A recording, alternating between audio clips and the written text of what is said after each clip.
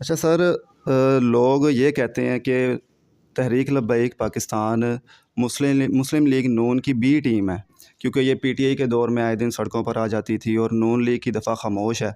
तो उनको आप क्या पैगाम देंगे? सर, नून लीग को हम इतनी अहमियत ही नहीं देते और नून लीग इस काबिल ही नहीं है कि जनाब हम उनके ख़िलाफ़ को एजिटेट करें, क्योंकि वो तो सर पपेट्स हैं इस वक्त ना। उनके पास 13 जमातें मिक्स अचार मिल के मुल्क का बेड़ा गर्क कर रहे हैं, तो हम 13 में से किस किस के ख़िलाफ़ निकलें?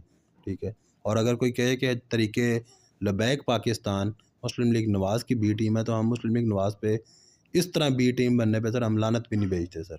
ये मैं ऑन रिकॉर्ड कह रहा हूँ। ठीक है, अल्हम्दुलिल्लाह हम मुस्लिम लीग नवाज़ से वैसे ही बड़ी जमात है, तो हमें बी टीम बनने की क्या ज़रूरत है?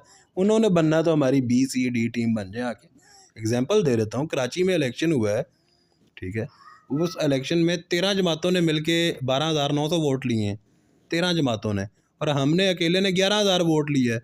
तो हमें वो हमारी बी सी डी टीम होना चाहिए, हमें उनकी बी टीम होना चाहिए। अभी आप ये देखें, ये बाई इलेक्शन हुआ है पंजाब में भी, ये शरकपुर में इलेक्शन हुआ है। तो शरकपुर में जनाब जो है 13 जमातों के कैंडिडेट ने लिया है जनाब 39,000 वोट, 39,000। तो हमने अकेले ने मिल के वहाँ पर 18,000 वोट लिया है। तो 13 जमातों का 39,000 है, हमारे अकेले का 18,000 है। तो हमें किसी की बी टीम बनने की ज़रूरत नहीं है। अल्हम्दुलिल्लाह हम अपनी बी टीम है, अपनी ABCD टीम है, और हम सोलो प्ले करके इंशाल्लाह बड़े अच्छे रिजल्ट्स जनरेट करने जा रहे हैं। अच्छा सर, तहरीक लब्बैक पाकिस्तान 2023 में कितनी सीटें मैक्सिमम निकाल सकती है? सब वर्क जारी है।